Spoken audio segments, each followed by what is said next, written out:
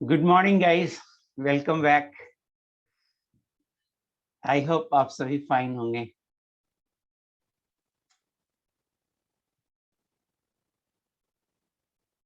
Okay Hrithik Raj, everything is fine. Okay,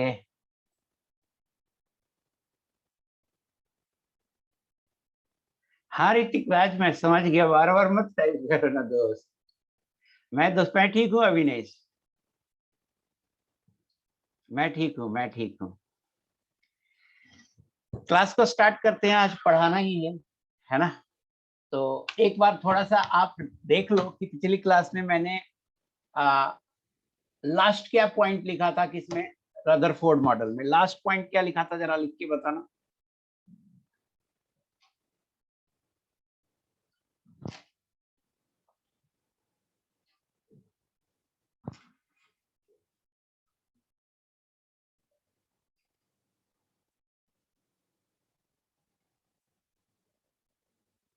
very few alpha particles. अच्छा, मैंने conclusion नहीं लिखा था, ऑब्जर्वेशन लिखा। आगे बढ़ते, हाँ कंक्लूजन देखिए। Yes,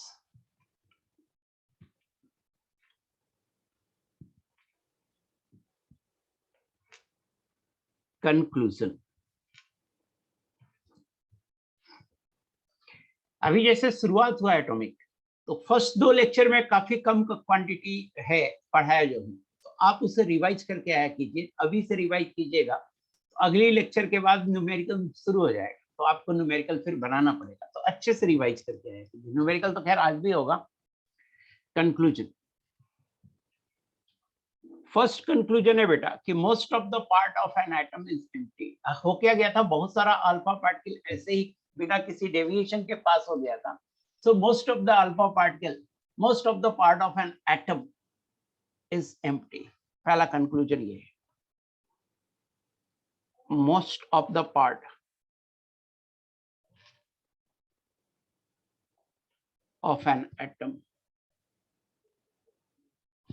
is empty. सेकेंड देखिए, अल्फा पार्टिकल एक हेवी मास है और वो न्यूक्लियस के पास से, मतलब वेरी सेंटर से रिटर्न बैक हो गया। तो ये कहा कि most of the mass of an atom is concentrated at the nucleus. Most of the mass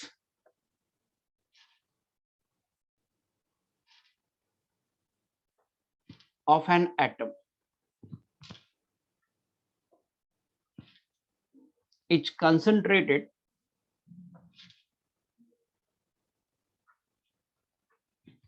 at the center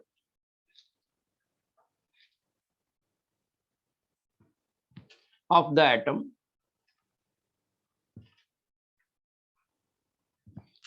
in a very small region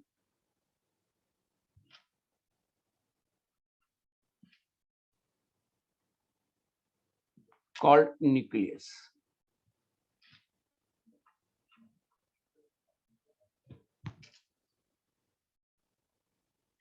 so Rutherford ने दूसरा कंक्लूजन निकाला कि जो एटम है उसका मोस्ट पार्ट एम्प्टी है, और जो भी मास होता है एटम का वो कंसंट्रेटेड होता है, 99.99999% होता है न्यूक्लियस में, एक छोटे से रीजन में होता है सेंटर पे, और उस छोटे से रीजन को बोलते हैं न्यूक्लियस।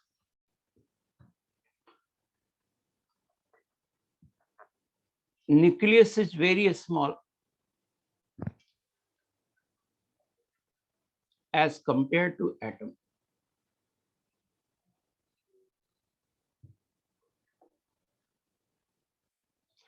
जो एटम का साइज होता है, ऑर्डर लिख रहा हूं, साइज ऑफ एटम जो होता है ये 10 का पावर -10 मीटर के ऑर्डर का होता है। साइज ऑफ न्यूक्लियस जो होता है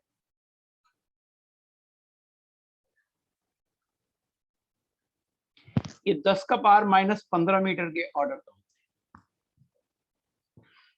इसको ऐसे समझ सकते हैं कि अगर एक क्रिकेट का प्लेग्राउंड है, तो क्रिकेट के बॉल को अगर न्यूक्लियस का साइज माने तो एटलीस्ट पूरा स्टेडियम एटम होगा, या उससे बड़ा ही, उससे बड़ा ही, पूरा स्टेडियम से बड़ा ही, ऑलमोस्ट इतना बड़ा हो जाता है कि ना लगभग लगभग पूरा सिटी आ जाता है एटम के साइज में। तो इतना बड़ा डिफरेंस है, 10 to the power 5 टाइम्स का डिफरेंस है। नहीं, एक थोड़ा सा और है इसी में। Radius of nucleus is given bye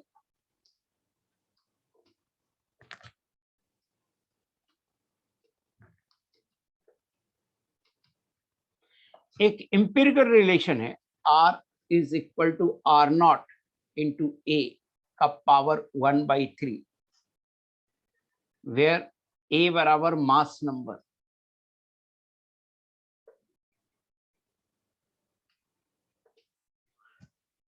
how R naught varies between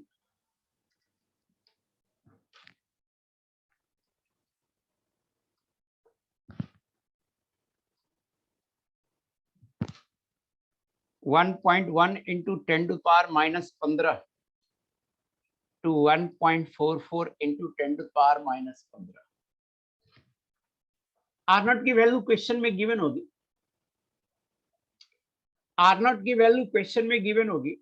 इसे आप कांस्टेंट ले सकते हैं, मतलब यहां से बोल सकते हैं कि R is directly proportional to A mass number raise to the power 1/3। But R naught की जो वैल्यू निकल के आती है ना, वो एक रेंज में आती है कि इतना से इतना के बीच में होना चाहिए। तो जनरली क्वेश्चन में आर नॉट की वैल्यू गिवन होती है, और मुझे लगता है 1.2 into 10 to power minus 15 given होती है, और ये मीटर में।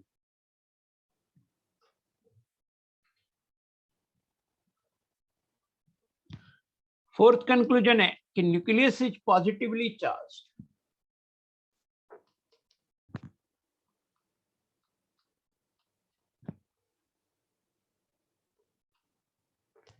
Nucleus is positively charge, alpha particle positively charge होता है और वो न्यूक्लियस से ठीक रिटर्न बैक हो गया। इसका मतलब न्यूक्लियस से रिपल्सन हुआ अल्फा पार्टिकल का, तो ये अनुमान लगाया गया कि अल्फा पार्टिकल रिटर्न हो रहा है न्यूक्लियस से, इसका मतलब न्यूक्लियस पॉजिटिवली चार्ज है।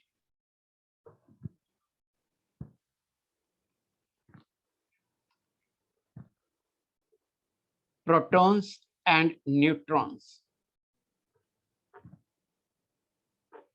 are present in nucleus.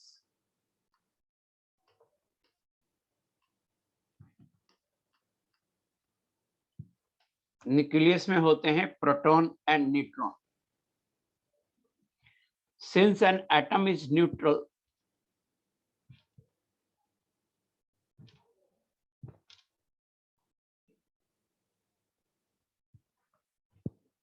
therefore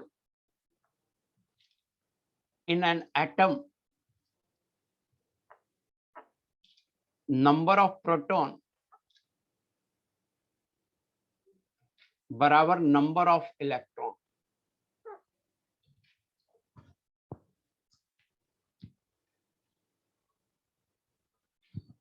second निकल के आया, नेक्स्ट निकल के आया कि electron revolves around the nucleus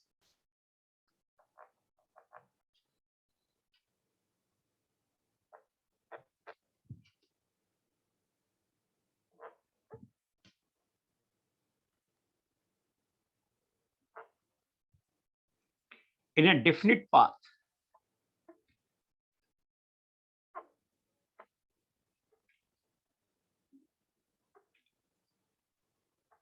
called orbit.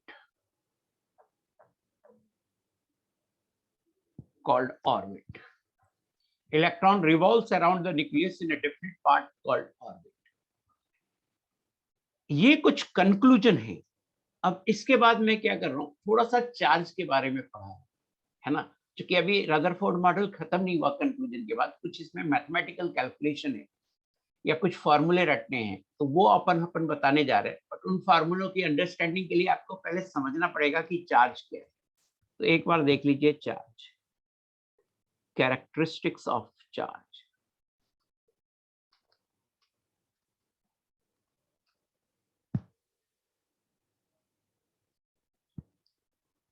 Charge को हम Q से डिनोट करते हैं, Q से, एंड चार्ज इज क्वांटाइज्ड। पहला कैरेक्टरिस्टिक है कि चार्ज इज क्वांटाइज्ड। कहिएगा सर क्वांटाइज्ड का मतलब क्या है, उस ध्यान से समझिए। जो टोटल चार्ज होगा वो इलेक्ट्रॉन का इंटीग्रल मल्टीपल होगा। जैसे मोलिकुलर आयल ड्रॉप एक्सपेरिमेंट में मैंने बोला था, कोई ये नहीं बोल सकता कि 1.5 इलेक्ट्रॉन का चार्ज है, ऐसा नहीं हो सकता। या तो चार्ज 1 इलेक्ट्रॉन का होगा या 2 इलेक्ट्रॉन का होगा। इसको बोलते हैं क्वांटाइजेशन। इसको क्या बोलते हैं? क्वांटाइजेशन। कोई ये नहीं बोल सकता कि 17.5 इलेक्ट्रॉन का चार्ज होगा, नहीं, जब भी होगा या तो 17 इलेक्ट्रॉन का चार्ज होगा या 18 इलेक्ट्रॉन का चार्ज होगा। ये क्वांटाइजेशन है। जैसे मैं कहूं कि एक क्लासरूम है और क्लासरूम से मैं कहूं कि 2.5 बच्चे बाहर निकल जाए, तो क्या करोगे? 2 बच्चे को निकाल दोगे और एक बच्चे को बीच से काट दोगे, कहोगे आधा जा आधा रखोगे? नहीं, ऐसा नहीं करोगे ना। तो मेरा कहना ही गलत है। जब भी हम कहें कि कितने बच्चे बाहर निकल जाओ, वो क्वांटाइज्ड होना चाहिए। या तो 2 बोले या 3 बोले, 2.5 नहीं बोल सकते कि 2.5 बच्चे बाहर निकल जाओ। आई होप कि आपको क्वांटाइजेशन का मतलब समझ में आ गया। चार्ज इज क्वांटाइज्ड का मतलब है कि कहीं भी चार्ज होगा तो इलेक्ट्रॉन के इंटीग्रल मल्टीपल में होगा। Q बराबर Ne, जहां N बराबर है 1 2 3 4 टिंगी टिंगी टिंगी। E क्या है? E है चार्ज ऑन इलेक्ट्रॉन बराबर नेगेटिव चार्ज होता है। 2 तरह का चार्ज होता है, पॉजिटिव एंड नेगेटिव चार्ज। ये होगा 1.6 × 10⁻⁻19 कूलम।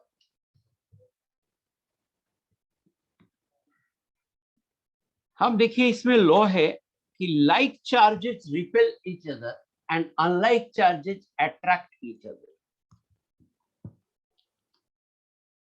2 तरह का चार्ज होते हैं, पॉजिटिव चार्जेस। लाइक चार्जेस मतलब दोनों पॉजिटिव चार्ज है, 2 चार्ज लिया दोनों positive charge.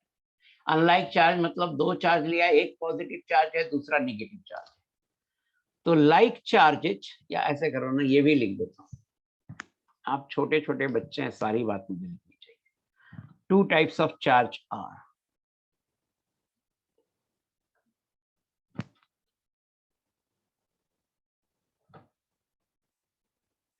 A, positive charge,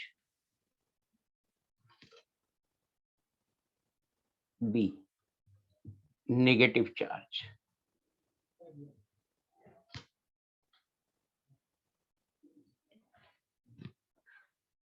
Like charges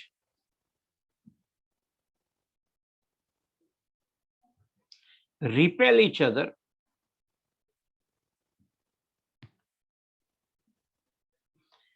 and unlike charges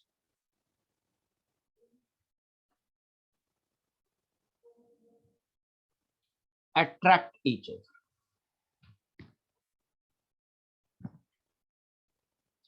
like charges का मतलब है आइदर पॉजिटिव पॉजिटिव और नेगेटिव नेगेटिव।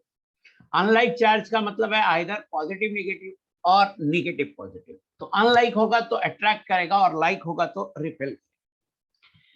अब अट्रैक्ट या रिपेल करेगा तो कोई फोर्स ऑफ अट्रैक्शन या रिपल्सन होगा ना। तो देखिए force of attraction repulsion,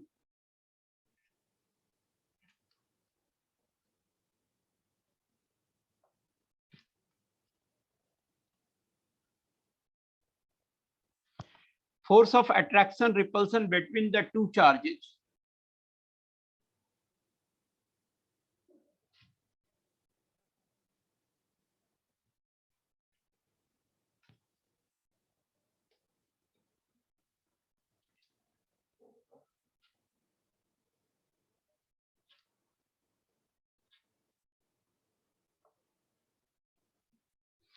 Q1 and Q2 separated by a distance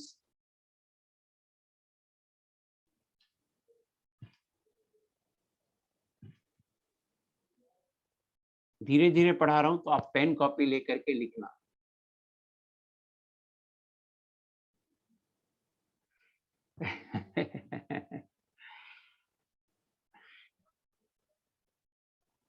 R is given by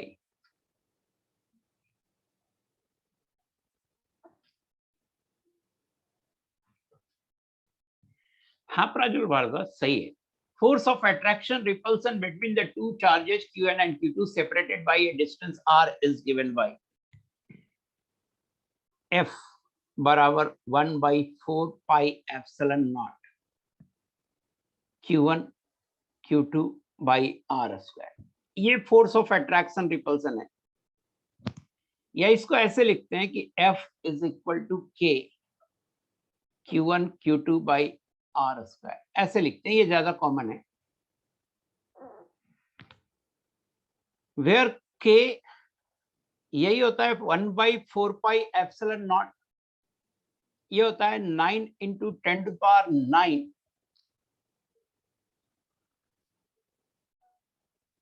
Newton metre square पर कूलम स्क्वायर। ये K की वैल्यू है, याद रखेंगे SI यूनिट में इसकी वैल्यू K की होती है 9 × 10⁹। CGS यूनिट में 1 होती है, CGS यूनिट में क्या होती है 1।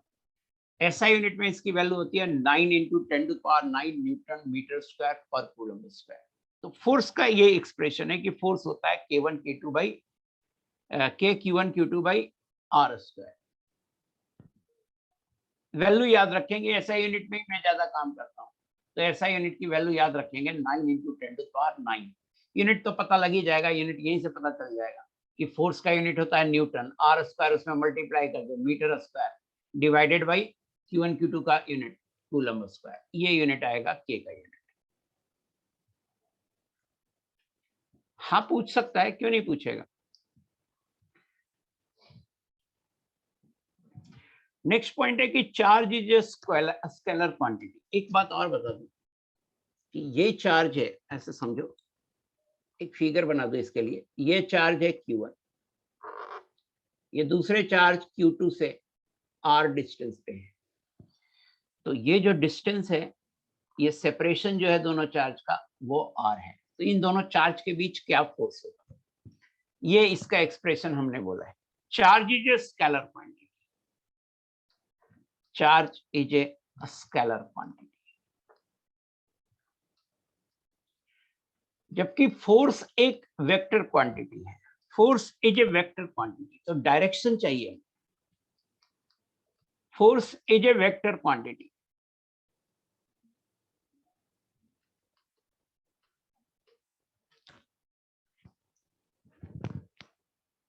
direction of force will be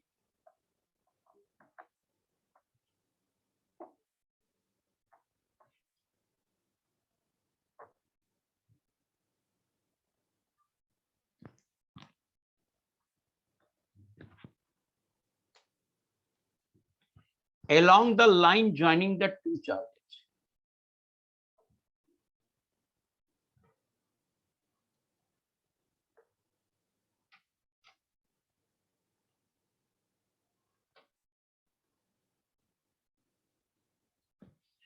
Force is a vector quantity, direction of force will be along the line joining the two charges. जो डायरेक्शन होगा वो उस लाइन के along होगा, जैसे Q1 Q2 को आप ज्वाइन कर देंगे, दो पॉइंट के थ्रू एक ही लाइन ड्रॉ हो सकता है, तो उसी लाइन के डायरेक्शन में होगा। अब रह गई बात कि वो उस लाइन में किधर होगा, पॉजिटिव की तरफ या नेगेटिव की तरफ। तो कोई भी एक कन्वेंशन आप ले सकते हैं, आइदर पॉजिटिव की तरफ या नेगेटिव की तरफ।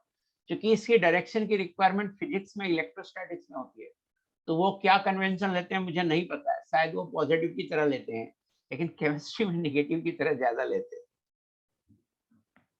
ऋतिक राज, इतना अच्छे कैसे पढ़ा लेते हो सर? यार आज से पढ़ा रहा हूँ, बट मैं पहली साल भी ऐसा ही पढ़ाता था।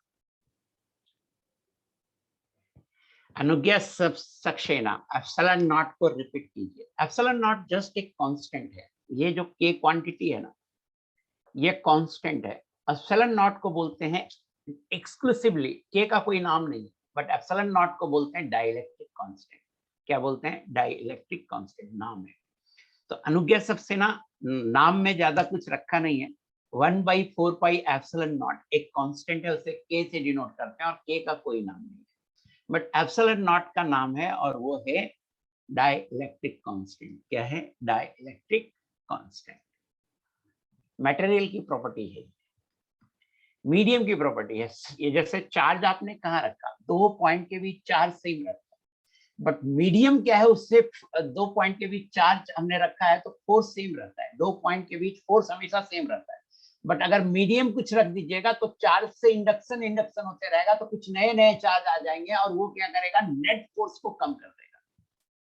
हाँ, नेट फोर्स को कम कर देगा। आगे पढ़ेंगे 12th क्लास में। हमें सिर्फ फोर्स के एक्सप्रेशन से मतलब था, तो हमने यहीं तक पढ़ाया जितना हमारी रिक्वायरमेंट है। आगे ये हमने कहा था ना कि ये जो हम कौन सा मॉडल पढ़ा रहे हैं, रदरफोर्ड मॉडल, इसमें कुछ फॉर्मूले की जरूरत पड़ती है, डिस्टेंस ऑफ क्लोजेस्ट अप्रोच निकालने की जरूरत पड़ती है, तो उसके लिए हमें ये सब जरूरत पड़ेगी, इसलिए हम आपको यहाँ पे बता रहे हैं। अब देखिए potential energy of the system due to charges is given as,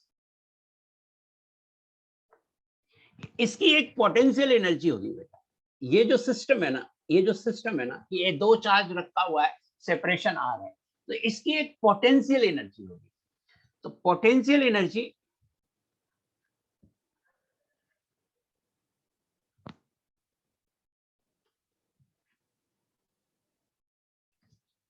of the system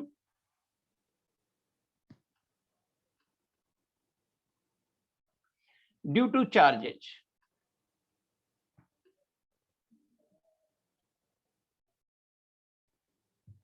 is given by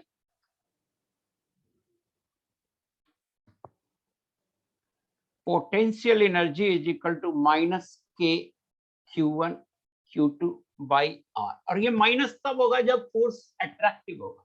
minus sign indicates that force is attractive. दो अट्रैक्टिव फोर्स होंगे तो पोटेंशियल एनर्जी होगा माइनस के q1 q2 बाई r। और ये बता रहा है कि ये अट्रैक्टिव फोर्सेस के कारण क्या हुआ ने, कुछ एनर्जी रिलीज हुई है नेगेटिव। जब भी कोई एनर्जी नेगेटिव साइन कब दे रहा है, इसका मतलब उतनी अमाउंट ऑफ एनर्जी रिलीज हुई है। और ये रिलीज कब होगा, जब सिस्टम में जो फोर्स होगा वो अट्रैक्टिव होगा। तो यहाँ पे सिर्फ negative sign indicates that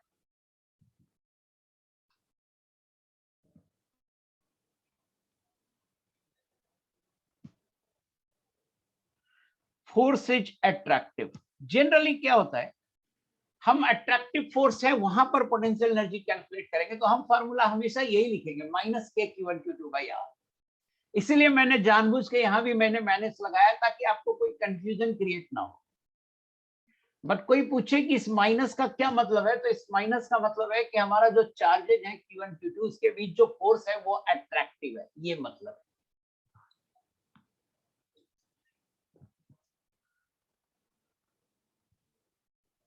negative sign indicates that force is attractive. एक पॉइंट और है, इफ ए चार्ज q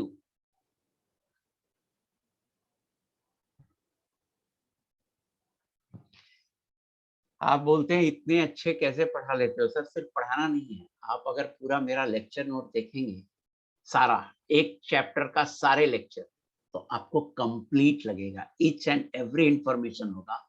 और जितना सवाल मिनिमम चाहिए बनाना, उतना सवाल भी बनाते हैं। और ज्यादा से ज्यादा सवाल हम चाहते हैं आप खुद से बनाओ, सोल्यूशन जरूर भेज देते हैं। इस चैप्टर का सोल्यूशन मैं खुद पूरा ही खुद बना रहा हूँ, तो पूरा ही खुद का बनाया हुआ भेजूंगा, तो तुम आपको और अच्छे से समझ में आएगा इस चैप्टर का सोल्यूशन। हाँ बोलता है, नोट्स बोलता है, तो वही मैं कह रहा हूँ कि नोट्स कंप्लीट होते हैं, आपको कुछ भी आलतू फालतू पढ़ने की जरूरत नहीं। हाँ दे दूंगा मैं लास्ट में हैंड आउट, सारा हैंड आउट मेरे पास है, आप जब कहोगे मैं दे दूंगा। If a charge q is kept on a surface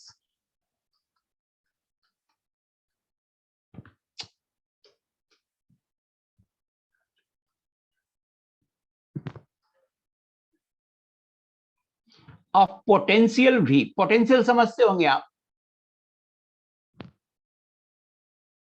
v volt मान लो, पोटेंशियल v वोल्ट है, then potential energy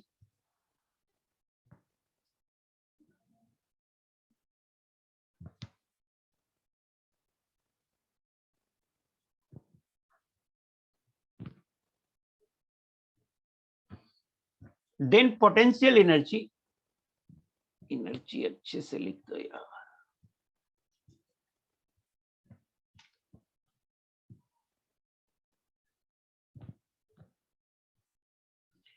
developed in the charged particle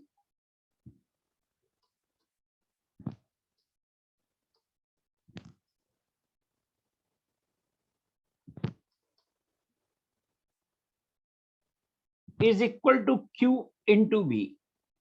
तो याद रखिएगा, अगर किसी चार्ज पार्टिकल को V वोल्ट, अगर कोई चार्ज पार्टिकल है जिसे एक सरफेस पे रख दें जिस सरफेस का वोल्टेज V है, तो उस चार्ज पार्टिकल में एक पोटेंशियल एनर्जी डेवलप होती है और उस पोटेंशियल एनर्जी का मैग्नीट्यूड आता है Q इंटू V।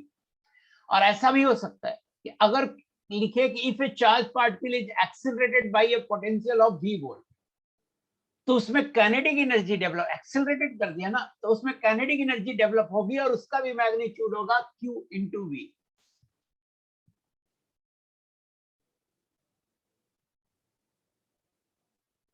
उसका भी मैग्नीट्यूड होगा Q इंटू V।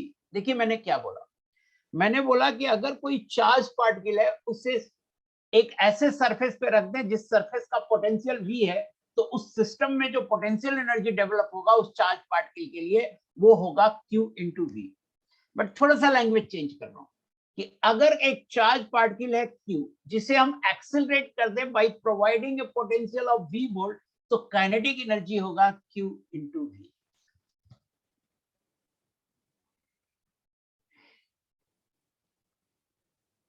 एक चीज बताइए, मुझे एक बच्चे ने भी मैसेज किया था कि रियल गैस का सॉल्यूशन नहीं आया है, तो मुझे एक चीज बताइए, क्या मैंने रियल गैस का सॉल्यूशन शेयर नहीं किया है? Yes no?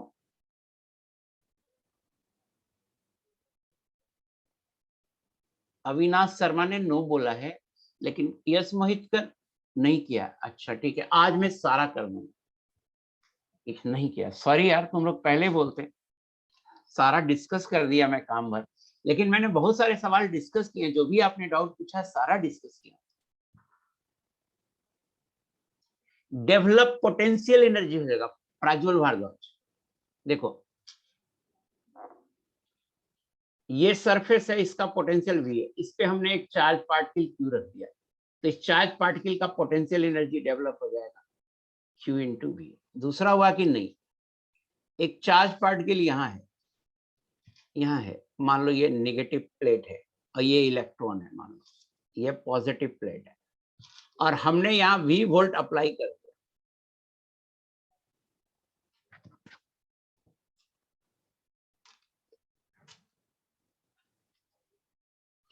तो V वोल्ट अप्लाई कर दिया, तो ये पॉजिटिव प्लेट है, तो ये इलेक्ट्रॉन इधर भागेगा। अब V वोल्ट अप्लाई किया है, तो ये इलेक्ट्रॉन इधर भागेगा, तो जब भागेगा तो इसकी काइनेटिक एनर्जी होगी E इंटू V। और जब ये यहाँ पे आके टच हो जाएगा इलेक्ट्रॉन, तो इस सरफेस पे आ गया, तो अब इसकी पोटेंशियल एनर्जी है, काइनेटिक एनर्जी मतलब पोटेंशियल में चेंज हो जाएगी, और वो भी होगी E into V। Prajwal Bhardwaj clear हो गया, वेरी गुड बेटा, वेरी गुड, क्लियर हो गया।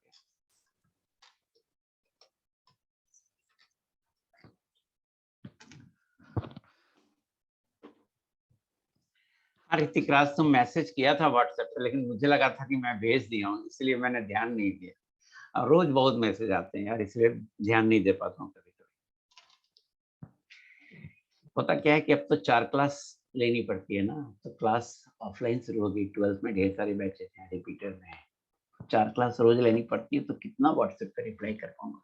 बट आप याद दिला देना, आज फिर से, आज मैं सारा भेज दूंगा रियल गैस का। अब देखिए काइनेटिक एनर्जी एक बार और एक्सप्लेन कर। जैसे बेटा ये दो पैरेलल प्लेट हैं, हमने यहाँ पे नेगेटिव, यहाँ पे पॉजिटिव प्लेट लगा दिया V वोल्टेज, ये पॉजिटिव प्लेट है, ये नेगेटिव है, ये नेगेटिव हो गया, ये पॉजिटिव है। एक इलेक्ट्रॉन इधर आएगा, तो ये इलेक्ट्रॉन अब किधर भागेगा? इस प्लेट की तरफ भागेगा। तो किसके कारण से भागेगा? क्योंकि यहाँ V वोल्टेज लगा, तो इधर भागेगा। मान लो शुरू में स्टैटिक था इलेक्ट्रॉन, यहाँ जस्ट हमने छोड़ा, बट ये इलेक्ट्रॉन इधर भागने लगेगा, तो इस इलेक्ट्रॉन में क्या डेवलप हो जाएगा? काइनेटिक एनर्जी डेवलप होगा, और वो कितना डेवलप होगा? वो होगा E इंटू V। निशांत समझ में आया? निशांत बेटा,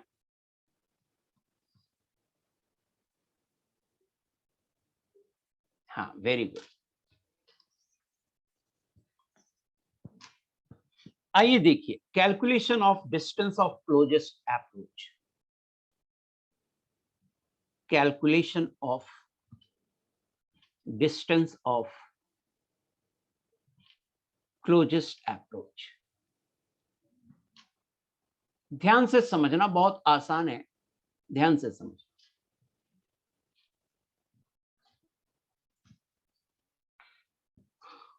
मान लेते हैं कि एक न्यूक्लियस है जिसमें जेड प्रोटॉन है।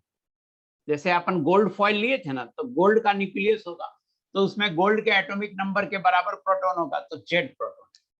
और पूरा एटम हमने बना के दिखाया कि मान लो ये एटम,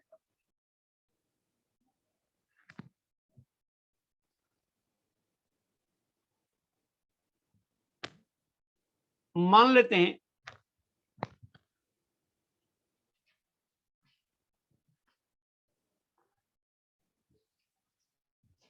कि ये पॉइंट 1 है और इस पॉइंट 1 पे एक अल्फा पार्टिकल है, ये अल्फा पार्टिकल है।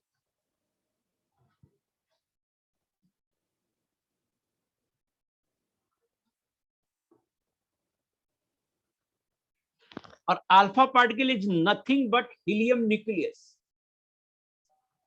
He2+, सिंबल होता है He2+4, बट यहाँ पे जानबूझ के मैं He2+, सिंबल ये होता है He2+4, बट जानबूझ के मैं He2+ लिखा हूं कि He2+ से आपके दिमाग में रहे कि इस पे पॉजिटिव चार्ज है, 2 पॉजिटिव।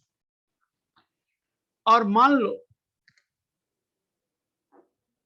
इस अल्फा पार्टिकल को सर्टेन काइनेटिक एनर्जी से गोल्ड न्यूक्लियस की तरफ प्रोजेक्ट किया, तो मान लेते हैं कि ये यहां तक आया, पॉइंट 2 तक आया, ये है पॉइंट 2, और यहां से रिटर्न हो गया, यहां तक आया और यहां से ये रिटर्न बैक हो गया। तो ये जो डिस्टेंस होगा, ये न्यूक्लियस से मान लो ये जो डिस्टेंस होगा, इस डिस्टेंस को बोलेंगे distance of closest approach. R है डिस्टेंस ऑफ क्लोजेस्ट अप्रोच।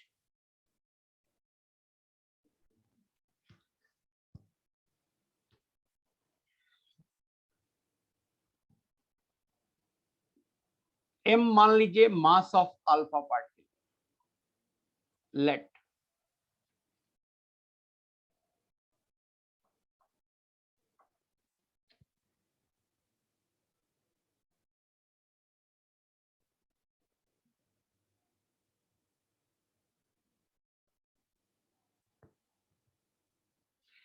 अगर n इलेक्ट्रॉन होंगे तो n ev होगा, total kinetic energy n ev होगा। हर इलेक्ट्रॉन की काइनेटिक एनर्जी ev होगी, तो टोटल काइनेटिक एनर्जी जितने इलेक्ट्रॉन है उसको जोड़ दीजिए।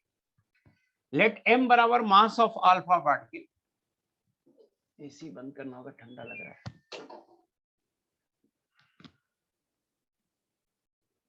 v बराबर वेलोसिटी ऑफ अल्फा पार्टिकल,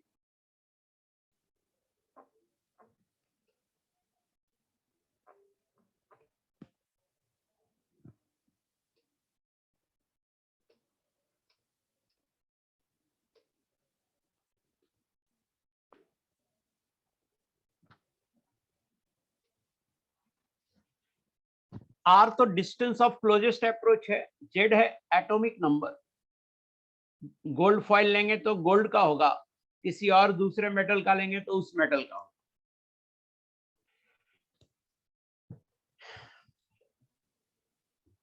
अब देखिए हम कंजर्वेशन ऑफ एनर्जी लगा रहे हैं पॉइंट 1 एंड पॉइंट 2 के बीच बाय अप्लाइंग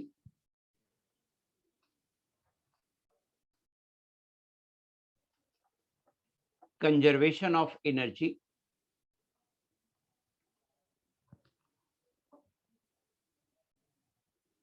between point 1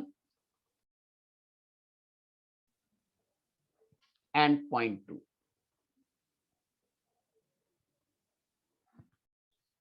तो अल्फा पार्टिकल है, पॉइंट 1 पे हमने उसको सर्टेन काइनेटिक एनर्जी दिया है। अब पॉइंट 1 ऑलमोस्ट इनफाइनाइट डिस्टेंस पे है। कितना डिस्टेंस पे है न्यूक्लियस से?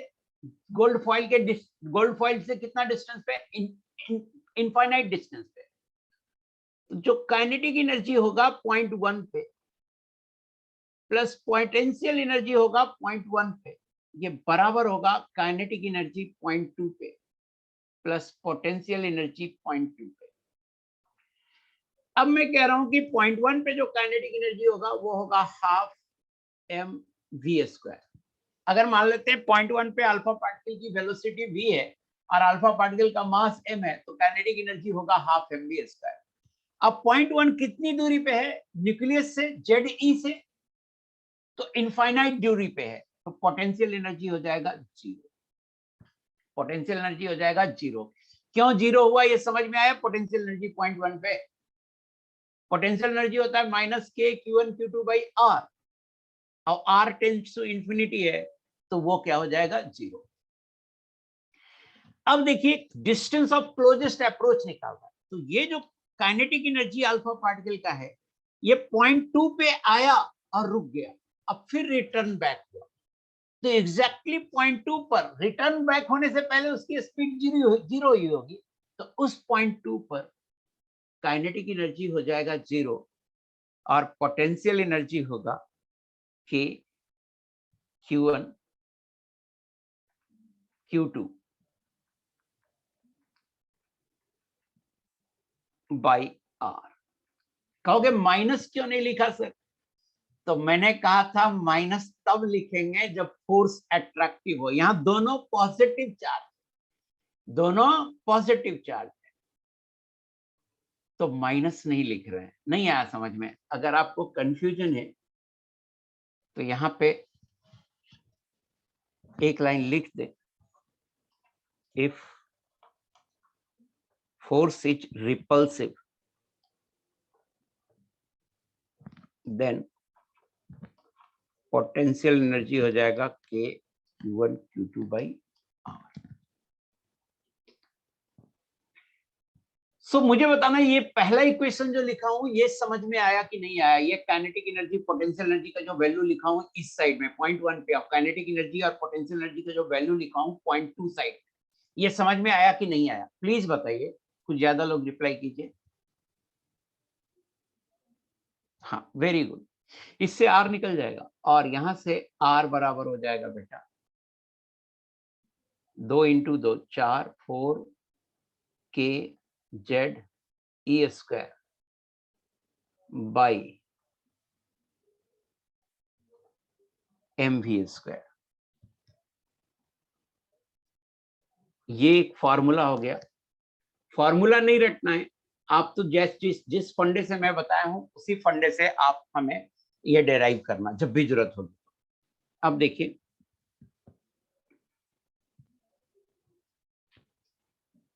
Calculation of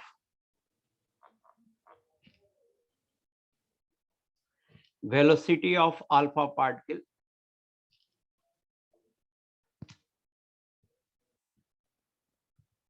when it is at the distance of r, when it is at a distance of r dash from the nucleus,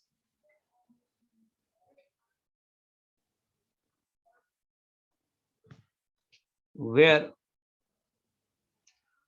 r dash is greater than r,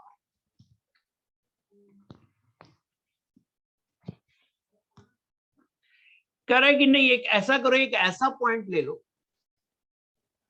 जो बीच में point है, ऐसा एक point ले लो जो बीच में एक पॉइंट है और इसे पॉइंट 3 कर दिया। ये alpha particle closest distance of closest approach तक नहीं पहुंचा, अभी वहां तक पहुंचने वाला है। अरे यार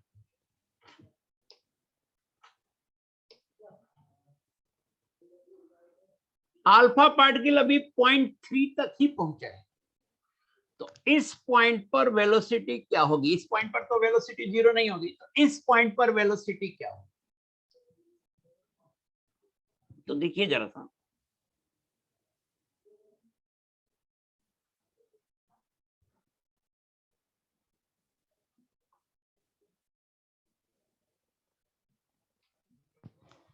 इसी फिगर में बना दिए, कंफ्यूजन नहीं होगा ना आपको? नहीं होगा, हाँ नहीं होगा। सो देखिए जरा सा, अगेन आप अप्लाई कर दीजिए conservation of energy between point 1 and 3 by applying conservation of energy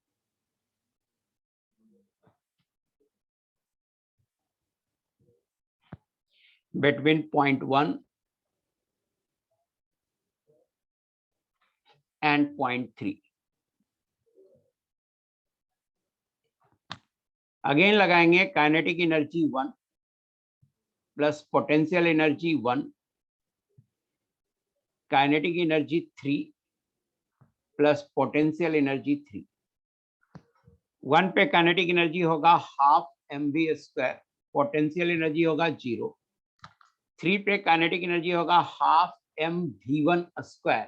मान लिया कि 3 पे काइनेटिक एनर्जी है v1² या v प्राइम मान लो, v प्राइम स्क्वायर. अब पोटेंशियल एनर्जी हो जाएगा k q1 q2 by r dash, where v dash बराबर velocity of alpha particle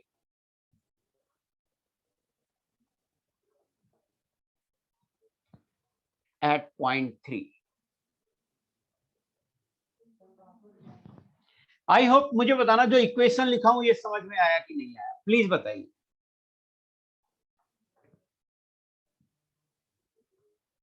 yes, very good. अब मैं इसको शॉर्ट नहीं कर रहा हूं. अगर आपसे पूछेगा कि आर डैश की वैल्यू निकाल, सॉरी, अगर आपसे पूछेगा वी डैश की वैल्यू निकालो और आर डैश दे देगा तो आप इस इक्वेशन से निकाल लेंगे या नहीं निकालेंगे? पोटेंशियल एनर्जी 3, पोटेंशियल एनर्जी हमेशा रेटिक राज प्रीवियस. ये यहाँ पे पोटेंशियल एनर्जी 2 नहीं समझ में आएगा तभी ना पोटेंशियल एनर्जी 3 नहीं समझ में आएगा.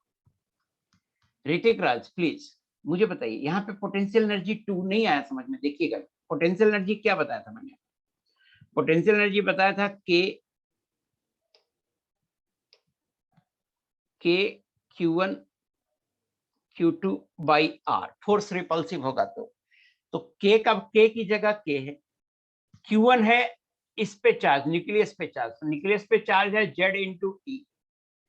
q2 है अल्फा पार्टिकल पे चार्ज, अल्फा पार्टिकल पे चार्ज है 2 पॉजिटिव इलेक्ट्रॉन का, तो 2 इंटू ई. दोनों तरफ पॉजिटिव चार्ज है तो माइनस साइन नहीं लेंगे, और डिवाइडेड बाई डिस्टेंस. तो अगर पोटेंशियल एनर्जी आपको 0.2 पे लिखना है तो डिवाइडेड बाई r होगा, और अगर पोटेंशियल एनर्जी आपको 0.3 पे लिखना है तो डिवाइडेड बाई r डैश होगा. तो 0.2 पर देखिए यहाँ r लिखे और नेक्स्ट में देखिए 0.3 पर r डैश लिखे. आ गया, लिख दिया, आ गया. Very good.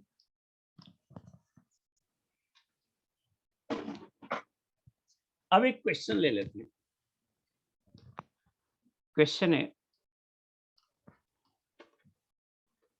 with what velocity should an alpha particle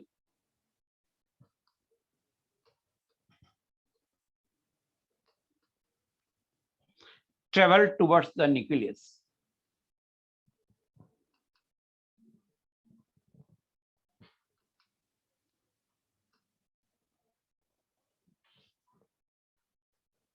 Of a copper atom.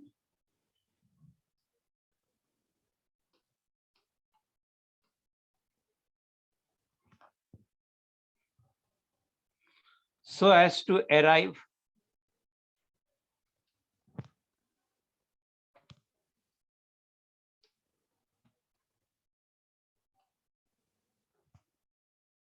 at a distance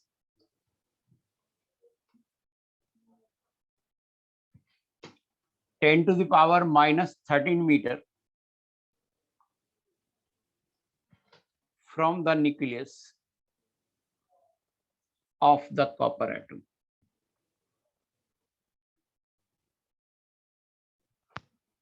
कुछ डेटा दिया हुआ है कि 4.8 इंटू √29 इंटू 60, ये आपको लेना है 200, और एवोगाद्रो नंबर आपको लेना है 6 इंटू 10⁻23. ये डेटा दिया हुआ है.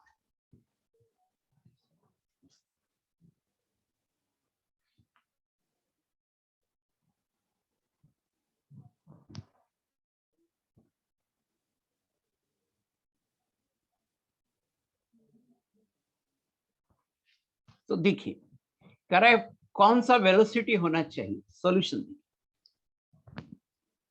डायरेक्ट फार्मूला लगाने से बचो, डायरेक्ट फार्मूला लगाने से बचो. कह रहा है विथ व्हाट वेलोसिटी, तो मान लेते हैं वेलोसिटी v होगा तो उसका काइनेटिक एनर्जी होगा हाफ mv². पोटेंशियल एनर्जी 0, और ये बराबर होगा, सो एक copper atom arrive at A distance, जहां पे अराइव कर रहा है वहां पर काइनेटिक जीरो हो जाएगा, वहां पे अराइव करना है बस, काइनेटिक जीरो होगा और पोटेंशियल एनर्जी जो होगा वो होगा के Q1 ZE Q2 2E by R. This implies half into m mass. Alpha particle का मास क्या होगा, 4 AMU होता है। क्या होता है, 4 AMU। तो अल्फा पार्टिकल का मास हो जाएगा ग्राम में 4/Na ग्राम, और इसे 1000 से डिवाइड कर दीजिए तो ग्राम से ये आ जाएगा केजी। आई होप कि अल्फा पार्टिकल का मास आपको समझ में आ गया होगा। अल्फा पार्टिकल का मास होता है 4 AMU, तो 4/Na कर दिया, 1 AMU में होता है 1/Na ग्राम, तो 4/Na ग्राम हो गया। अब उसे 1000 से फिर डिवाइड कर दिया तो वो केजी में आ गया। आई होप मास आपको समझ में आ गया होगा। वेलोसिटी निकालना है तो वेलोसिटी का square, this is equal to K का वैल्यू हो जाएगा 9 × 10⁹ इंटू जेड। कॉपर एटम के लिए जेड लेंगे 29 इंटू ई स्क्वायर, 1.6 इंटू 10⁻⁻19 का whole square divided by R, और आर का वैल्यू है 10⁻⁻13 मीटर। This implies we can be calculate. आप प्लीज कैलकुलेट कर लेना।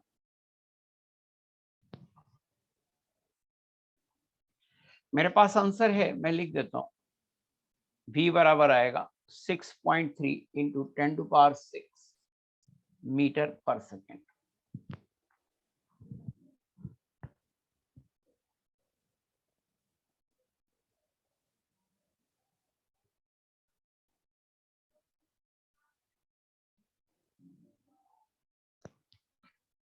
नाइन इंटू 10 तो जेड इंटू ई स्क्वायर, एक 2 छूट गया है, यहाँ 2 भी होगा।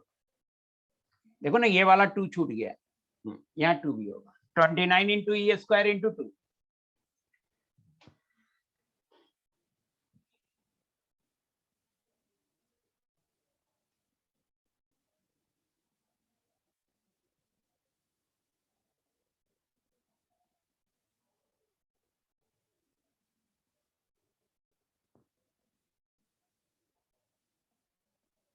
लिख दिया बेटा 2 ही।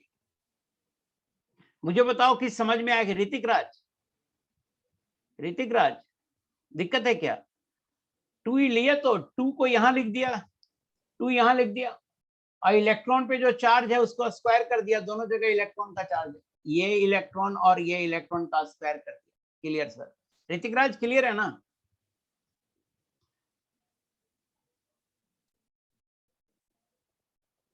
शॉर्टेस्ट ही आएगा ना, यहीं तक अराइव करना है। अगर वो शॉर्टेस्ट नहीं होगा तो वो उससे आगे अराइव हो जाएगा ना, वहीं तक पहुंचना। ज्यादा दिमाग मत लगाओ निशान प्रताप सिंह। सर जहां पर अराइव कर रहा है वो जरूरी थोड़ी है कि शॉर्टेस्ट डिस्टेंस है। हाँ, वहीं तक पहुंचना है। डिस्टेंस शॉर्टेस्ट डिस्टेंस नहीं है, डिस्टेंस ऑफ क्लोजेस्ट अप्रोच है। शॉर्टेस्ट डिस्टेंस नहीं है, वो distance of closest approach, shortest distance नहीं है।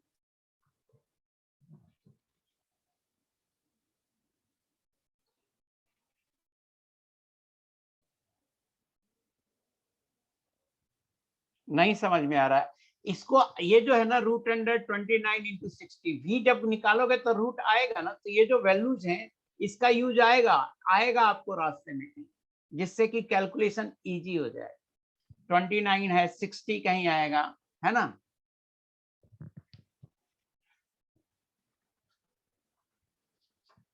कहीं आएगा, क्वेश्चन में दिया हुआ था तो मैंने लिख दिया। आगे बढ़, एक क्वेश्चन हम और कराना चाहते हैं यार, क्वेश्चन नहीं था मेरे पास, क्या करें, क्वेश्चन नहीं है मेरे पास।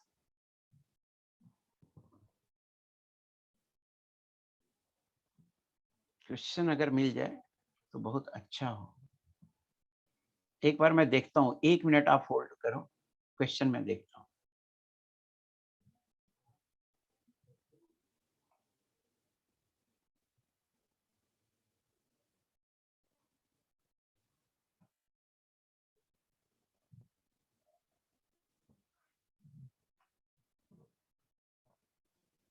खोज रहा हूं क्वेश्चन, 1 मिनट होल्ड करना please.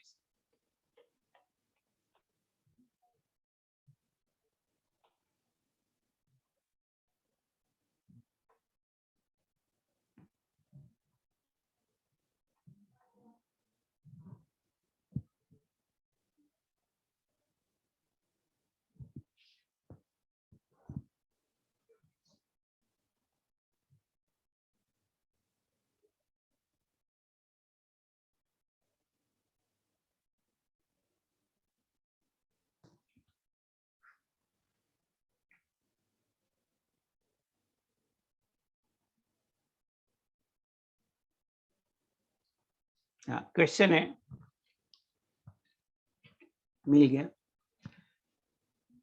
N alpha particle is accelerated bye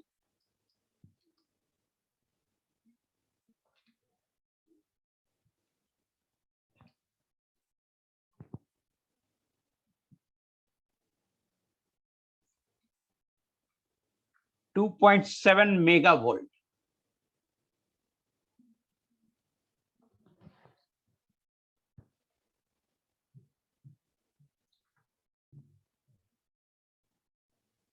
Towards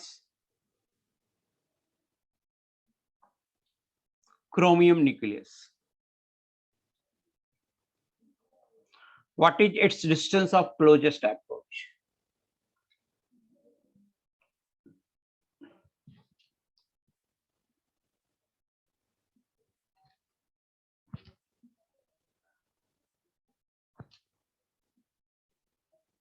please आप ट्राई करो।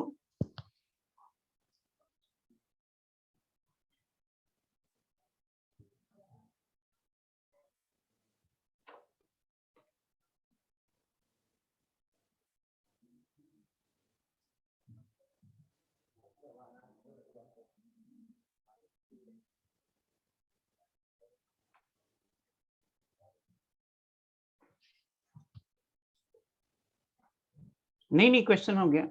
An alpha particle is accelerated by 2.7 mega electron volt. आप मुझे बताओ kinetic energy of alpha particle कितना है?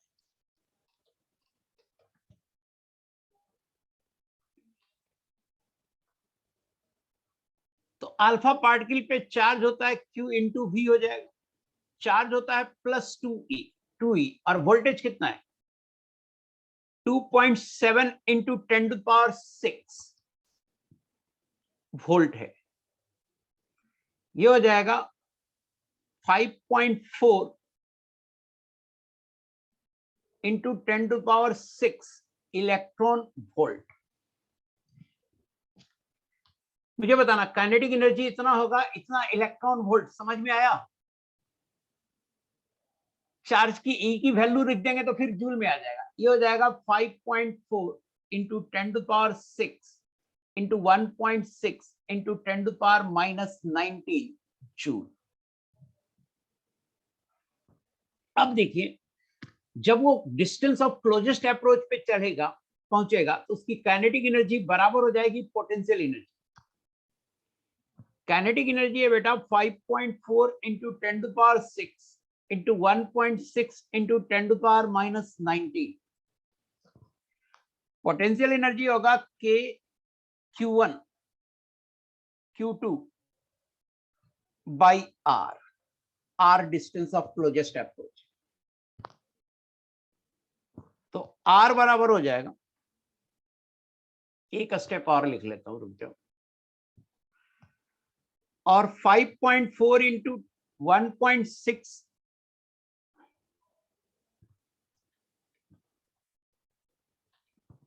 5.4 इंटू 10⁶ इंटू 1.6 इंटू 10⁻⁻19।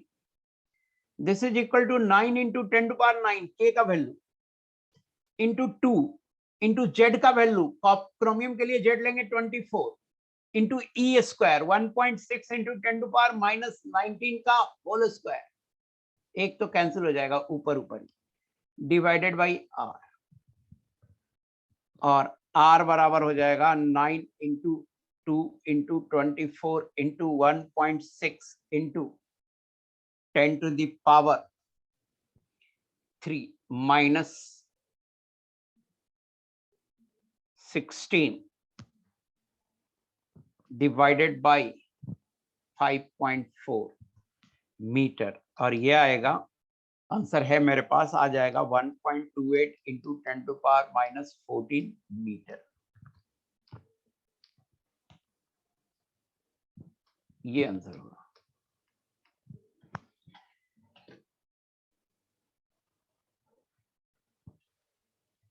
आया समझ में? बताइएगा, समझ में आया नहीं आया?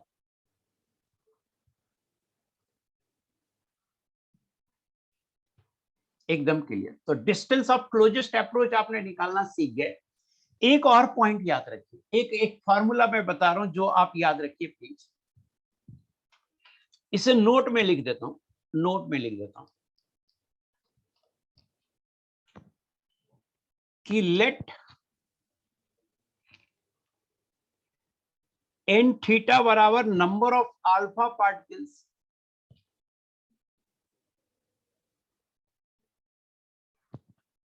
scattered by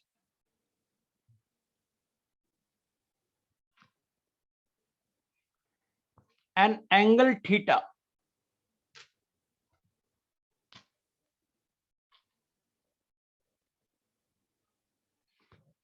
एन थीटा है number of alpha particle scattered by an angle theta. तो फॉर्मूला याद रखिएगा प्लीज कि एन थीटा डायरेक्टली प्रोपोर्शनल होता है 1/sin का power 4 theta by 2। Scattering angle है theta. N theta directly proportional होता है जेड स्क्वायर के। एन थीटा डायरेक्टली प्रोपोर्शनल होता है टी के, और एन थीटा इनवर्सली प्रोपोर्शनल होता है काइनेटिक एनर्जी के स्क्वायर के। जहां थीटा है स्कैटरिंग एंगल, मतलब जिस एंगल से स्कैटर हो रहा है, जैसे इधर सीधा जाते थे अल्फा पार्टिकल और घूम जाता था, तो ये एंगल है थीटा एंगल है।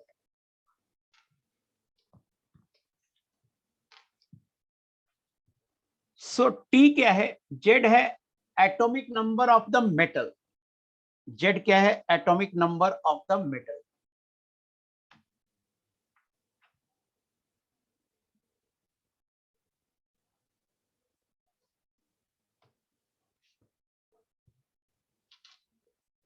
Atomic number of the foil atom. T क्या है? टी है फॉयल थिकनेस, जो मेटल है, thickness of metal, foil thickness. Gold foil होता था ना। उसके बाद काइनेटिक एनर्जी क्या है? तो अल्फा पार्टिकल की काइनेटिक एनर्जी होगा, kinetic energy of alpha particles.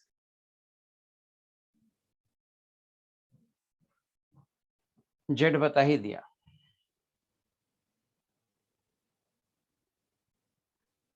Theta को लिख देता हूं scattering angle.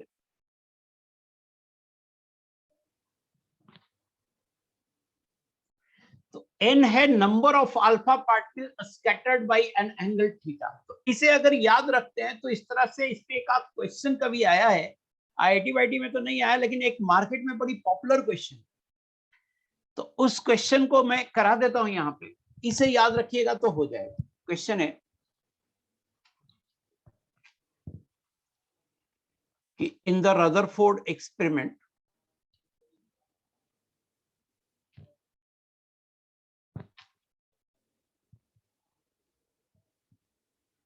the number of alpha particles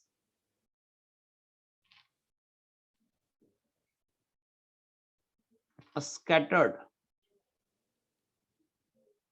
at an angle theta equal to 60 degree is 36 per minute.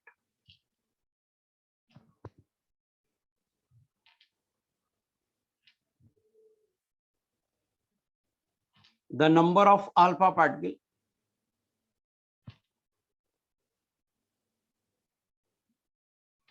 per minute scattered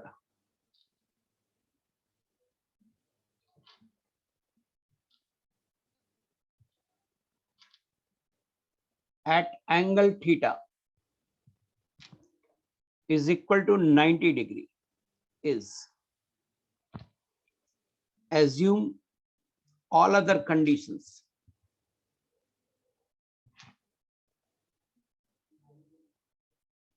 to be identical. आसान सा सवाल है, लेकिन जब आप फॉर्मूला नहीं जानेंगे तो बनेगा कैसे? A 144, B 9, C 36, D 16. Solution देखिए, थीटा पर ही 36 है, तो n थीटा डायरेक्टली प्रोपोर्शनल होता है 1 बाई साइन थीटा बाई 2 का पावर 4.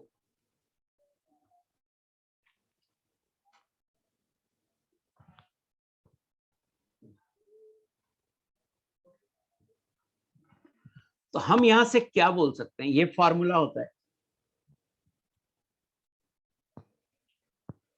तो हम बोल सकते हैं n 60 degree by n 90 degree, ये बराबर होगा sine 45 degree by sine 30 degree का पावर 4. मुझे बताना ये समझ में आया कि नहीं? इससे मैंने ये लिखा है, ये समझ में आया कि नहीं?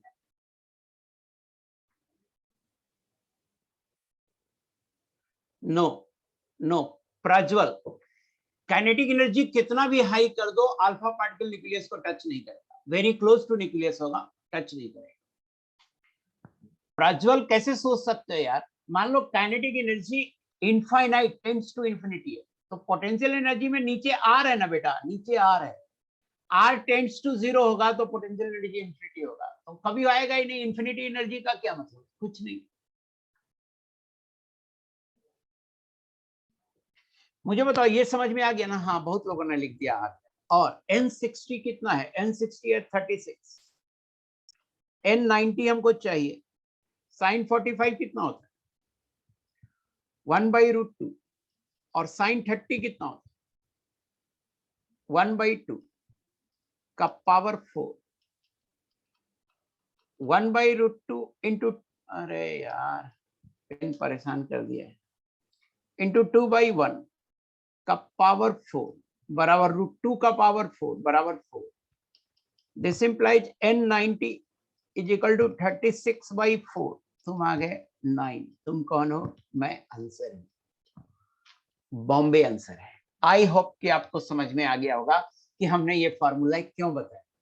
अब इनका डेरिवेशन जो है ना, वो ग्रेजुएशन और यूपीएससी के सवाल में आता है कि भाई कितना है, कितना होगा, कितने स्कैटर्ड लाइंस होंगे, यूपीएससी में आता है कुछ. तो डेरिवेशन आपको नहीं पढ़ना है, बट हो सकता है कि एक आप सवाल ऐसे करके आ जाए एप्लीकेशन में, साइन का वैल्यू कैसे पुट किया? यार तुम कौन सी क्लास से हो? दो 45 डिग्री 30 डिग्री इसका मान नहीं याद है यार, ये तो क्लास 7-8 वालों को याद रहता है. साइन 30 डिग्री होता है 1/2. ऐसा पूछोगे मेरा, मुझे मन करेगा मैं सुसाइड करूं, लेकिन मैं करूंगा नहीं. Life is very beautiful.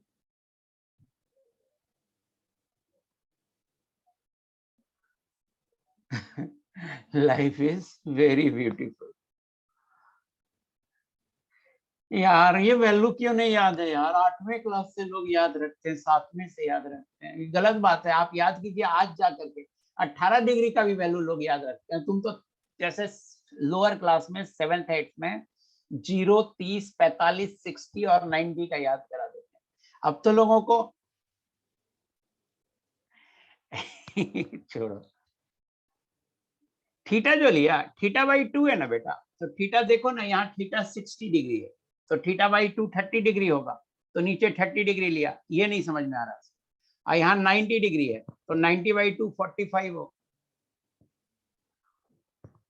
देखो ना, जब 60 डिग्री है तो बोल रहा है कि 36 आए अल्फा पार्टिकल, तो कह रहा 45 पे कितना होंगे? तो 60 का मतलब 30, θ/2 होगा 30, और 45 का मतलब सॉरी 90 का मतलब θ/2 होगा 45. और इनवर्स रिलेशन है तो उलट दिया, ऊपर 60 लिखा, नीचे 90 लिया, तो इसमें ऊपर अब 90/2 किया और नीचे 60/2 किया. ऋतिक राज बताना बेटा, आप क्लियर है नहीं?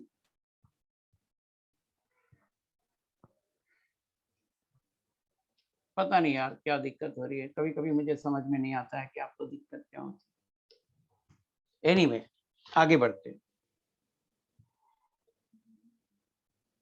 रदरफोर्ड अब मेरे हिसाब से खत्म हो गया, मुझे रदरफोर्ड में जो पढ़ाना था वो मैंने आपको पढ़ा दिया। कोई दिक्कत है, कोई तकलीफ है?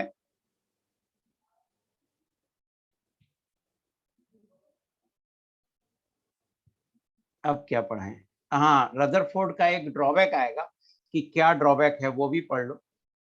Drawback of Rutherford model.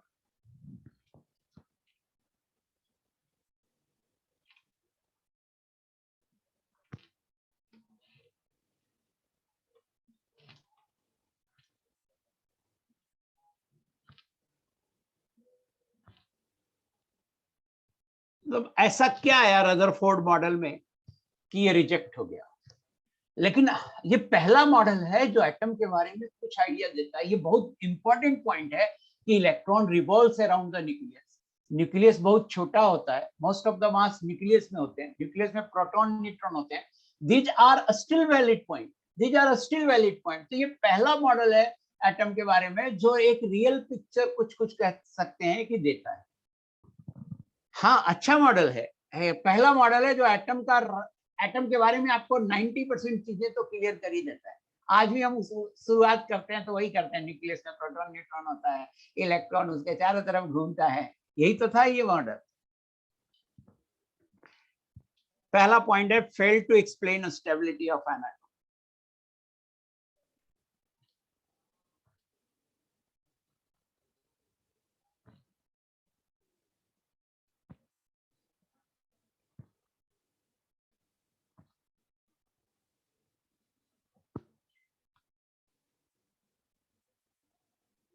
अनुज्ञा सक्सेना आर के फॉर्मूला में 4 कैसे आया? नहीं समझ में आ रहा आपको, कहाँ दिक्कत आ रही है? कौन सा टॉपिक में दिक्कत आ रही है? आर का फॉर्मूला में 4 कैसे आया? कौन सा फॉर्मूला में यार?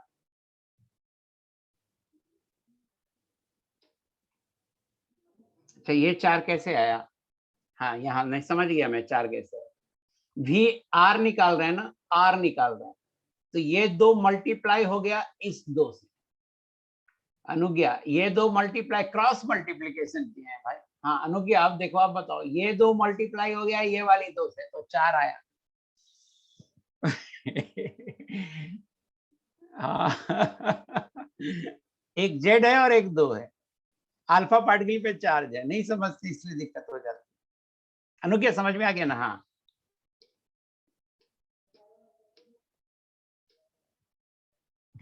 Fail to explain stability of an atom. Please यहां ध्यान दीजिए, एक लॉ है जो आज भी वैलिड है, कि जैसे पॉजिटिव चार्ज है और इलेक्ट्रॉन इसके चारों तरफ घूम रहा है, तो ऐसा एक लॉ है, इलेक्ट्रोमैग्नेटिक लॉ है, कि अगर कोई charge particle oppositely charge particle के अराउंड घूमेगा, तो वो charge particle continuously energy lose करेगा, और एनर्जी अगर लूज करेगा तो ये न्यूक्लियस के क्लोजर जाएगा, और इलेक्ट्रॉन जो है, इलेक्ट्रॉन को न्यूक्लियस में घुस जाना चाहिए। अगर कोई charge particle continuously accelerates around the oppositely charge particle, तो वो कंटिन्यूअसली एनर्जी लूज करेगा। ये लॉ है हमारा। ये क्या है? लॉ है। ये है इलेक्ट्रोमैग्नेटिक थ्योरी ऑफ रेडिएशन। हाँ, मैक्सवेल का है ना? हाँ हाँ, Maxwell electromagnetic theory of radiation, कि अगर कोई charge particle oppositely charge particle के अराउंड एक्सेलरेट करेगा, तो वो कंटिन्यूअसली एनर्जी लूज करेगा। तो अगर कंटिन्यूअसली एनर्जी लूज करेगा तो ये न्यूक्लियस के क्लोज होता जाएगा। और बोर ने तो कैलकुलेट भी कर दिया कि 10 का पावर -8 सेकेंड में हाइड्रोजन का इलेक्ट्रॉन को न्यूक्लियस में मर्ज कर जाना चाहिए, but atom is quite stable. तो ये क्यों स्टेबल है, इससे एक्सप्लेन करने में रदरफोर्ड फेल हो गए। समझ में आया क्या पॉइंट बताया मैंने? Fail to explain stability of an atom, कि whenever a charged particle accelerates around oppositely charged particle, it continuously loses energy, due to which an electron would merge in the nucleus. but atom is quite stable. लिख दूं क्या इस बात को? according to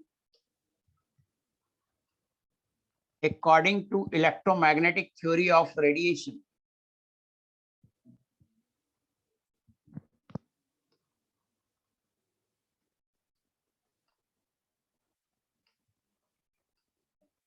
given by Maxwell,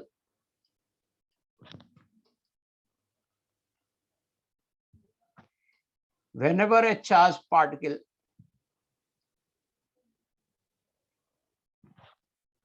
पूरा आएगा, पूरा युवराज शेखर पूरा आएगा, पेशेंस रखो.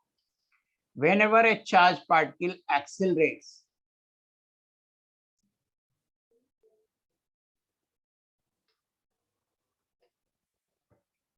around oppositely charged particle,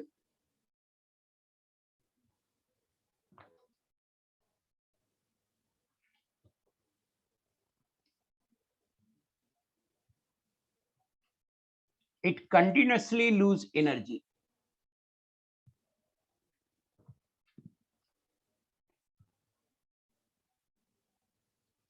As a result of which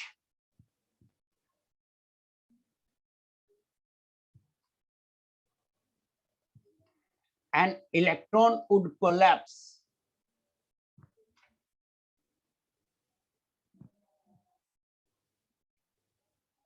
in the nucleus. An electron would collapse in the nucleus in 10 to the power minus 8 second. ये bore ने calculate किया था. किसने कैलकुलेट किया था? बोर ने. Calculated by bore.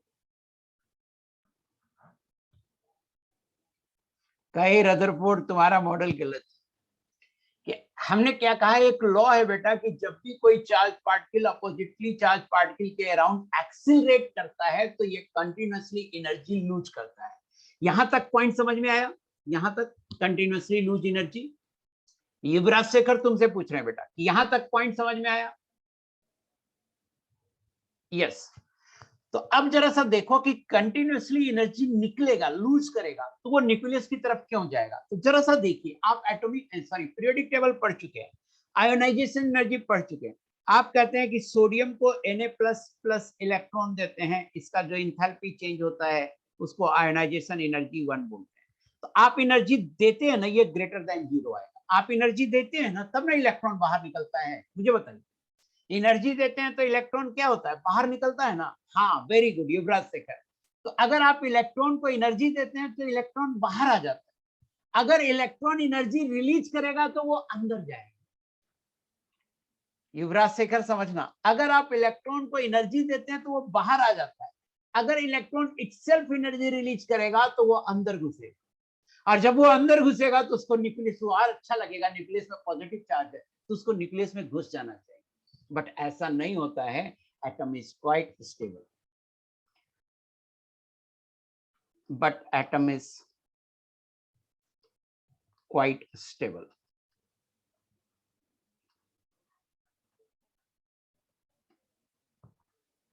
अब समझ में आया युवराज शेखर?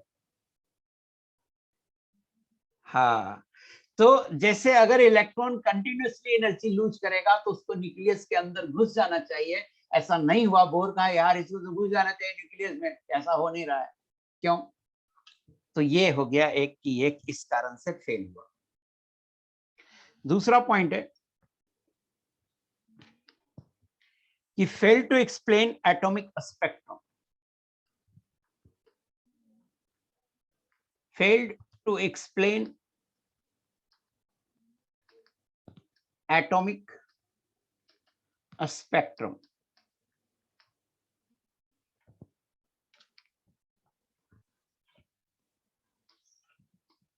काट देता हूं लेकिन डिलीट नहीं करता हूं. आपको याद आ जाएगा कि सर ने कैसे समझा. काट देता हूं, कोई मतलब नहीं है इस बात का, लेकिन डिलीट नहीं करता हूं ताकि आपको याद आ जाए सर ने कैसे समझाया.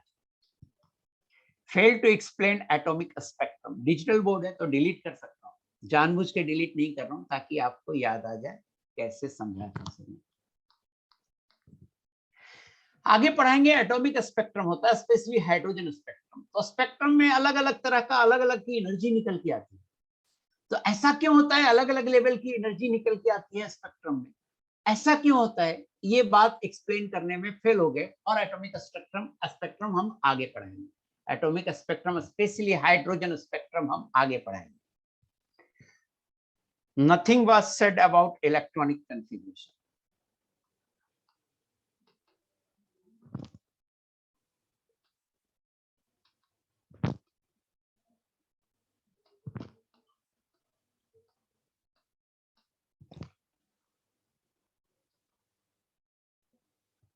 इलेक्ट्रॉनिक कॉन्फ़िगरेशन के बारे में रदरफोर्ड ने कुछ नहीं बोला कि इलेक्ट्रॉन कैसे अरेंज होगा एटम में। तो आखिर ये भी तो है ना, इसके बारे में कुछ नहीं बोला, तो ये एक ड्रॉबैक है। आई होप कि आपको ये बातें समझ में आ गई होगी। तो रदरफोर्ड खत्म हो गया, मजा आया रदरफोर्ड में, नहीं आया? यस नो बताना।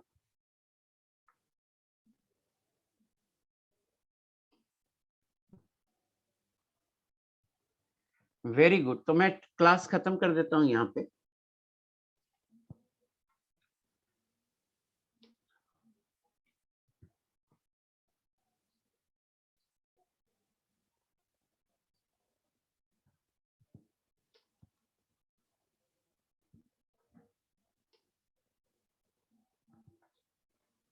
रिवाइज करके आना, अच्छे से रिवाइज करके आना। और मैं एक बार सीट देखता हूँ आप कहाँ तक सवाल कर सकते हो सीट का। रिवाइज करो, और जिन सवालों को मैंने क्लास में किया है उनको आप अपने से करो, क्योंकि अभी मैं होमवर्क ज्यादा नहीं दे पा रहा हूँ, और मैं देखता हूँ 2-4 सवाल दे सकता हूँ होमवर्क की नहीं।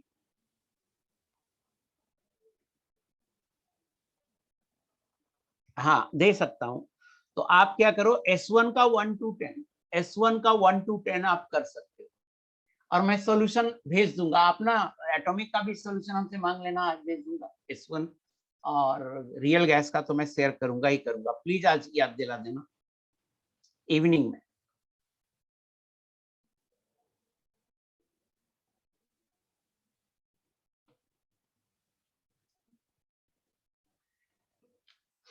रेडॉक्स में प्रॉब्लम आ रहा है ना, तो अगर आप कोटा में है तो हमसे टाइम ले लीजिए, है ना, टाइम यहीं पे लीजिए, अभी भी लीजिए अगर कोटा में है। और कोटा में नहीं है तो अपन क्या करेंगे, एक डाउट क्लास लगा लेंगे रेडॉक्स का। ऐसे तो मैं ये कहता हूँ कि मैं आप कुछ दिन थोड़ा वेट कर लो, रेडॉक्स का मैं अपना सोल्यूशन भेजूंगा, अपना सोल्यूशन भेजूंगा खुद से बना के। थोड़ा वेट कर लो, 1 महीना अपना भेजूंगा, और उसके बाद आप डाउट लगवाना रेडॉक्स में। अभी सिलेबस भी खत्म होने वाला है, उसके बाद आप डाउट लगवाना रेडॉक्स। मैं मटेरियल भेज दूं,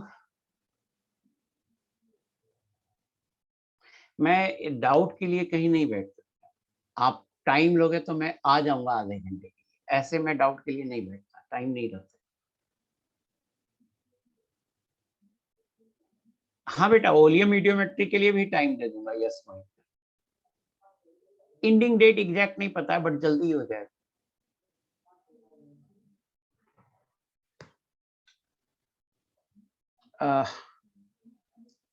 करना क्या है मुझे पहले, मैं हाँ दिसंबर एंड तक इजिली हो जाएगा मुझे मटेरियल।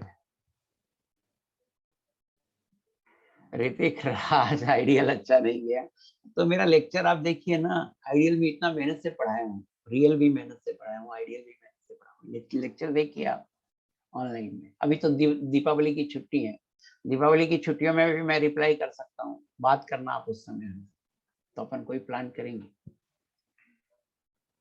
1 मिनट मुझे ये भेजने दो, मटेरियल भेजने दो, अपलोड करने दो।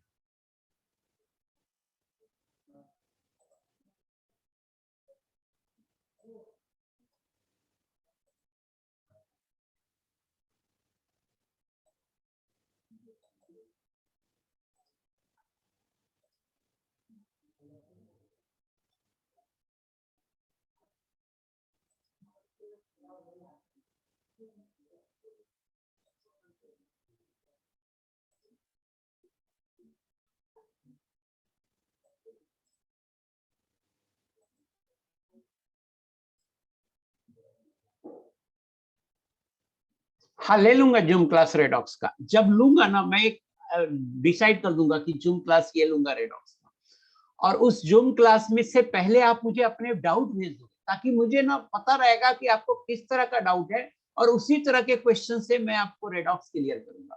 तो अगर रेडॉक्स का जूम क्लास की बात अगर आप कहते हो तो जूम क्लास छुट्टियों में भी मैं ले सकता हूँ। तो एक रेडॉक्स का जूम क्लास ले लूंगा। आप ना कल अगली क्लास में मुझे याद दिलाना, तो मैं आपको प्लान करके बता दूंगा रेडॉक्स का जूम क्लास, एक क्लास। लेकिन ना जैसे मैंने बोला कि मैं 10 तारीख को, मान लिया मैंने बोला किसी दिन 10 तारीख को मैं लूंगा, तो 9 तारीख को आप शाम तक मुझे अपने डाउट भेज देना, ताकि हमको आइडिया हो जाए कि आपको किस तरह की चीजों में डाउट है, उसी तरह की चीजों को मैं एक्सप्लेन करूंगा। सो अभी तो आप अगली क्लास में टाइम पूछना रेडॉक्स की, ये डाउट क्लास की, तो मैं उस पे ले लूंगा जूम पे। Thank you very much, bye bye everyone.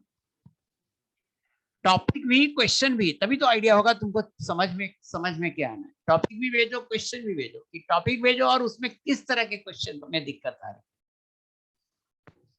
जैसे बच्चा बोल देता है सर एन फैक्टर या वैलेंसी फैक्टर निकालना नहीं है, तो अगर उसको वैलेंसी फैक्टर ही निकालना नहीं आ रहा है तो इट मींस कि उसको पूरा रेडॉक्स नहीं आ रहा है, तो वो इसका एक लेक्चर से काम नहीं चलेगा। वो क्या करे, वो मेरा पूरा लेक्चर देखे।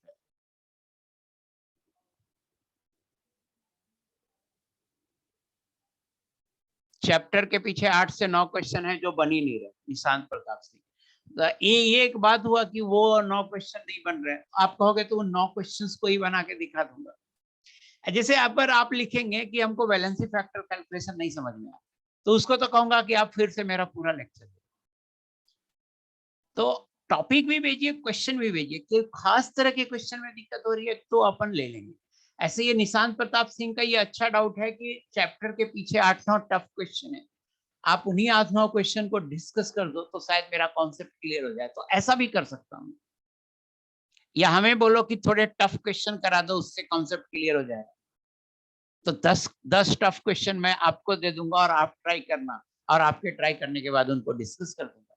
ये भी हो सकता है कि मैं पूरे चैप्टर से रिलेटेड जो इंपॉर्टेंट क्वेश्चन है 10 क्वेश्चन आपको दे दूं, आप बनाओ, आंसर दे दूं, आंसर नहीं मिले उन 10 को डिस्कस करा दूं, उसके थ्रू पूरी चैप्टर रिवाइज हो जाए। ये भी हो सकता है। तो आप एक बार सोच लेना और मुझे अगली क्लास में इन्फॉर्म कर देना। Thank you very much.